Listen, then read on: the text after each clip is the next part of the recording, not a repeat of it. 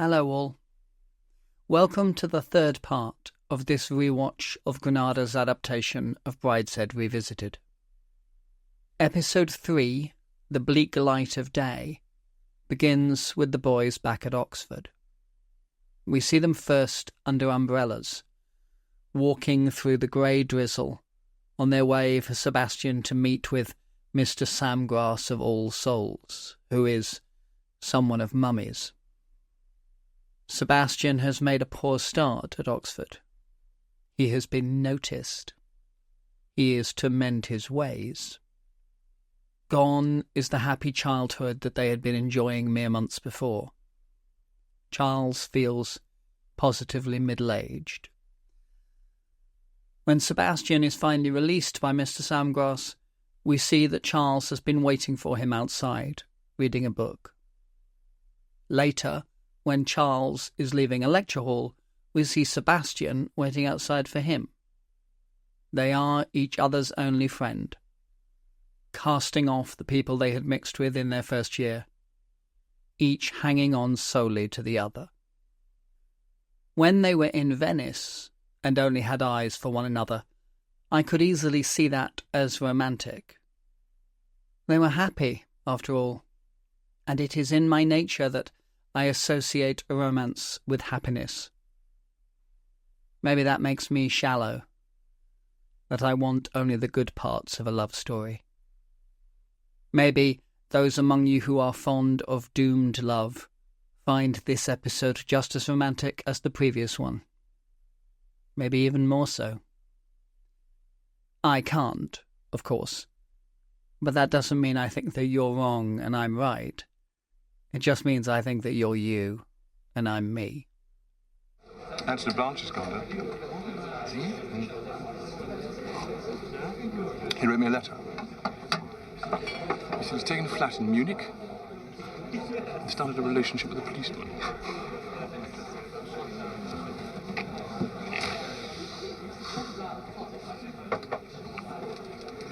I shall miss him. Yes, I shall too. In a way. Anthony Blanche had taken something away with him when he went. He had locked a door and hung the key on his chain. All his friends, among whom he had always been a stranger, needed him now.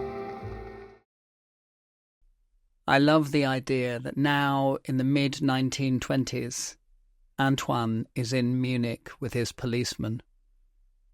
I know that it's too early, really, that this is more than 5 years before Christopher Isherwood would arrive in Berlin.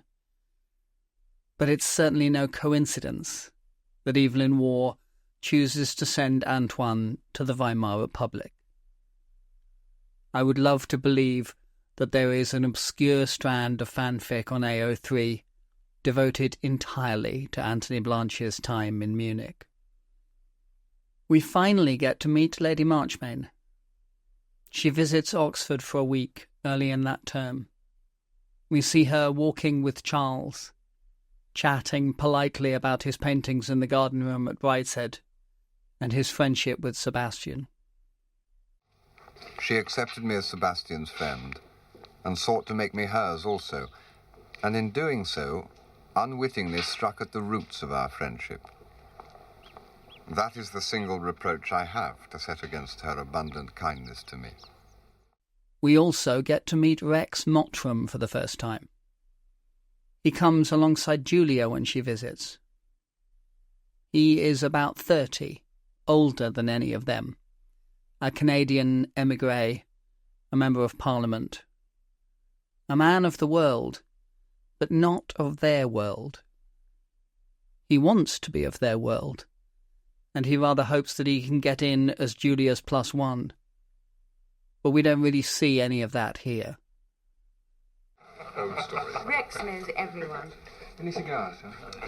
Darren, my cigarettes. Rex. Don't worry. I'll get them. They're in the car. Excuse me, gentlemen. Julia treated him as she seemed to treat all the world, with mild disdain, but with an air of possession. Julia invites Charles and Sebastian to a charity ball in London that she is organising. They drive down with Boy Mulcaster, who is as awful as ever. A parody comedy toff of the first order. He has, from his first appearance, been written to be unlikable. Nothing that he does in the next few days will improve our opinion of him. No one is writing fanfic on AO3 about Boy Mulcaster. When Charles sees him in the car, his first words are, "Oh boy, you're not coming, are you?" I mean, he might just be complaining that now he's stuck in the back seat, but we don't really believe that, do we? The fact that Sebastian and Boy are both already holding champagne glasses while Charles climbs into the back of the car is not something I can really claim as foreshadowing. It isn't an early echo of some distant future tragedy. The future has already arrived, and the weekend is going to be one long slow-motion car crash that is already narratively inevitable. In Sebastian's defence, we do not actually see him drink from that glass. He passes it back to Charles before driving off. Perhaps he is stone-cold sober. Perhaps. Unfortunately, of course, Sebastian's driving is awful even when sober, so he is still an accident waiting to happen, regardless. We are then treated to our first visit to the inside of Marchmain House, the flight's London residence on the edge of Green Park.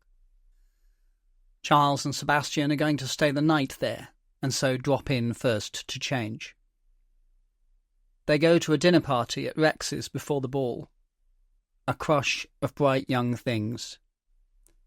We see Brenda Champion flirting with Rex over the size of his champagne bottle. Although viewers won't have the proper context for that until several episodes later, when we hear Julia's story in flashback.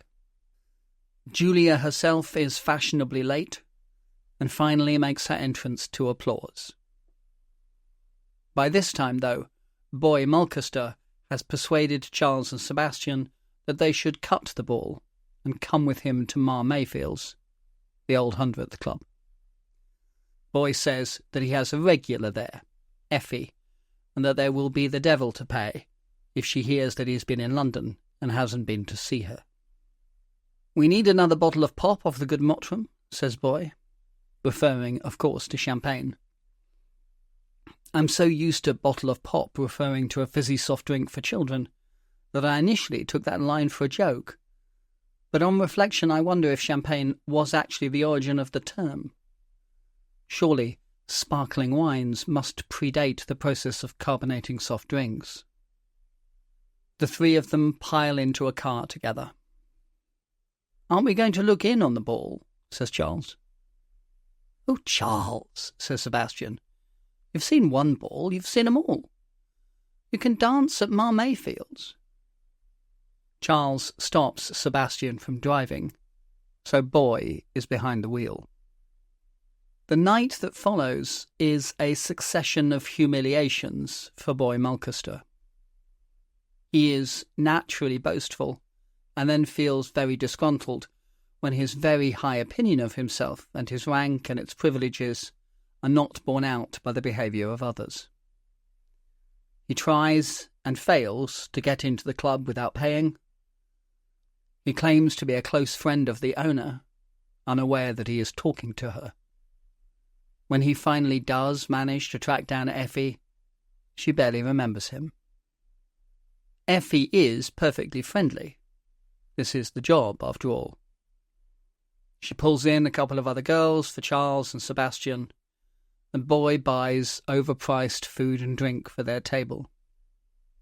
There is some dancing, as promised, and they are then persuaded to go on to a party somewhere else. They all pile into the car, this time with Sebastian behind the wheel, and he causes an accident. A lorry has to swerve to avoid them and spills its load of milk churns onto a flower stall. No one is hurt, but there is a policeman, and Sebastian is obviously drunk. Even then, it looks as if disaster might be averted. Effie is doing a fairly good job of persuading the constable to let the whole thing slide. But then Boy barges in with an obnoxious, "Now look here, my young man," and they all end up in the cells. Boy is affronted and indignant. Charles and Sebastian are resigned and somewhat chastened. "I tell you," says Sebastian, "the fella to send for would be Rex Mottram. He'd be in his element here." Rex is indeed the master of the situation. He bails them out, takes them back to his flat, and organises a solicitor to represent them in court. Charles and Boy plead guilty, pay their fines, and are free men. Sebastian, however, is in a jam. He's liable for anything up to 6 months' imprisonment for being drunk in charge of a car. "I think I'll go abroad," says Sebastian. "Well, that's what people do, isn't it?" He is thinking of Venice, probably, or Paris, and more champagne, and a life free of responsibilities, where he doesn't have to care for other people and their rules. He is not thinking of Tangiers and Kurt. Not yet. Not yet. Charles and Sebastian meet up with Julia, who is irritated with them for missing the ball, but actually more annoyed that they went without her. She's always wanted to go to the Old Hundredth, but no one will ever take her. "Does Mummy know?" asks Sebastian. "She knows you were in the clink," says Julia. "I told her. She was divine about it, of course." "It's Mummy being divine about everything that worries me the most," says Sebastian. We see Charles and Sebastian walking with Lady Marchmain and Mr. Samgrass, who has agreed to be a character witness for Sebastian. "She's being perfectly charming," says Charles afterwards. "I don't see what you're so worried about." "I can't explain it," says Sebastian. His trial is the following week. Mr. Samgrass cheerfully perjures himself, extolling Sebastian's many virtues, and the judge is persuaded to show mercy and lets him get away with a fine. "Marquis's son unused to wine," reads the headline of the Evening Standard.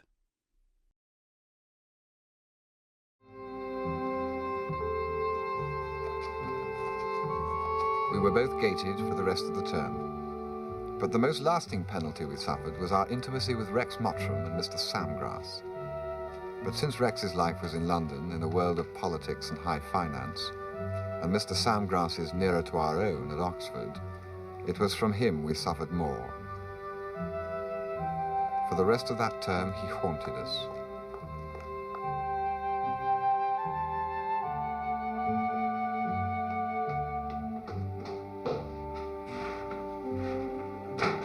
Minutes, 15 seconds. A marked improvement. They want to treat us like criminals? We can behave like criminals.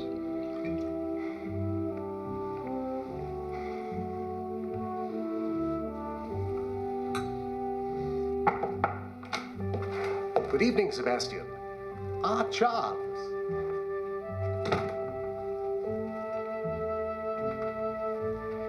I don't think we've been spotted.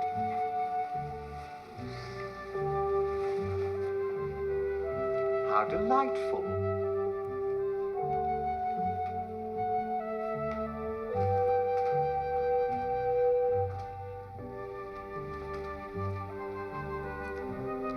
Did I tell you I've been invited to Brideshead for Christmas? Your mother read me the most charming letter. When Charles arrives at Brideshead, just after Christmas, most of the family are out fox hunting or visiting friends, and he finds Mr. Samgrass in solitary possession. Would you like some tea? Your arrival emboldens me to ring for some.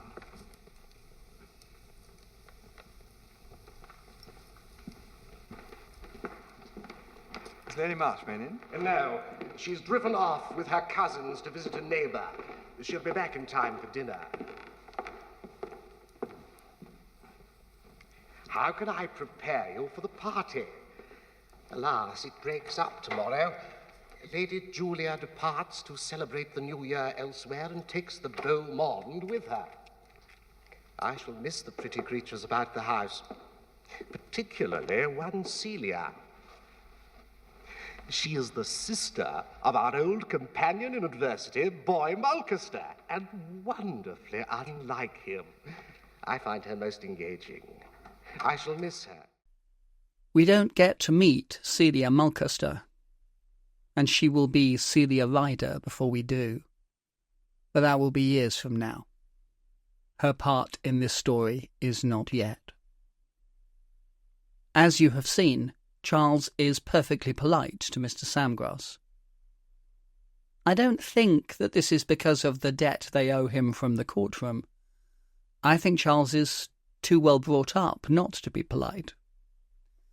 He finds rudeness improper, unless he really feels provoked. That earlier, "You're not coming, are you?"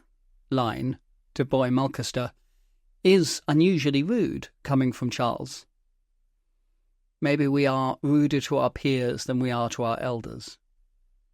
Or maybe it is a perfectly justified response to Boy's habitual awfulness.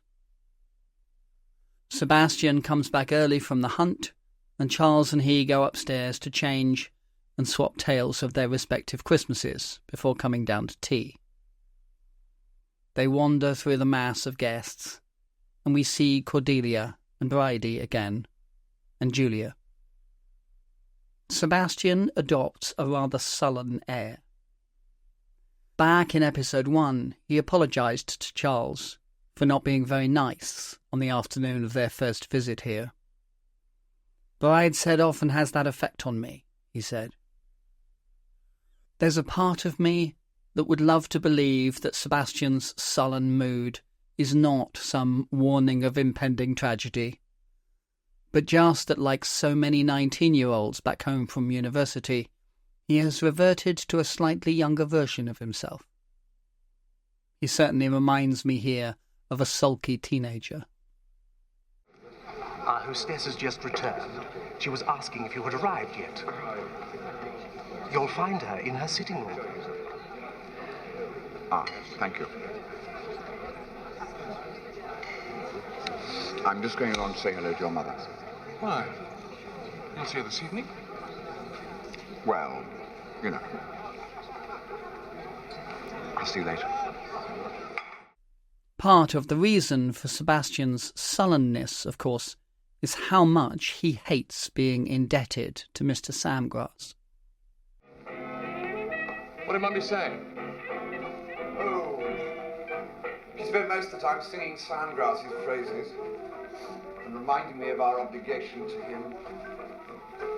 How he saw the Vice-Chancellor. And the Proctor. Yes, I had all that too. I do wish Samgrass would go. I'm so sick of being grateful to him. Yes.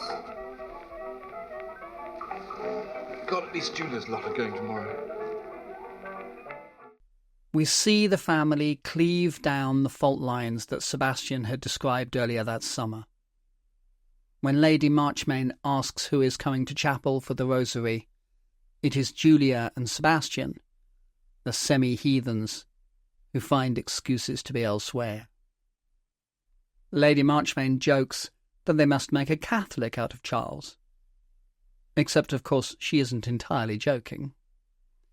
They have a series of little chats over the coming days, all of which leave Charles unmoved religiously. Hello, Where have you been all morning? with your mother. Oh, God.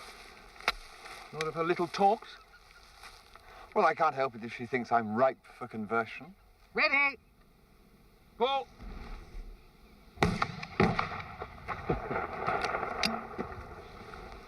You shouldn't encourage her. She can be very determined. And I can be very stubborn. You needn't worry about me. In the tension between Sebastian and his family, Charles never actually betrays his friend, never goes over to their side. Sadly, though, that is not enough. Even being polite to them seems to leave him tainted in Sebastian's eyes. For a fortnight, we remained at Brideshead, leading our own life. I had no mind then for anything except Sebastian, and I saw him already as being threatened, though I did not yet know how black was the threat. His constant, despairing prayer was to be let alone. And since he counted among the intruders his own conscience and all claims of human affection, his days in Arcadia were numbered. He did not fail in love, but he lost the joy of it. For I was no longer part of his solitude. As my intimacy with the family grew, I became part of the world he sought to escape. I became one of the bonds which held him. That was the part for which his mother, in our little talks, was seeking to fit me. The two of them escape to Bayswater, staying with Charles's father, before returning to Oxford at the start of the next term. By this stage, though, Sebastian is deteriorating. He is sick at heart, and nothing that Charles does seems to help him. He is only happy now, it seems, when he is drunk. It was during this term that I began to realize that Sebastian was a drunkard in quite a different sense to myself. Sebastian, it's me.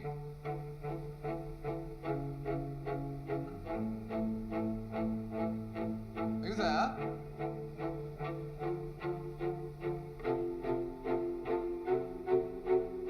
Sebastian, are you all right?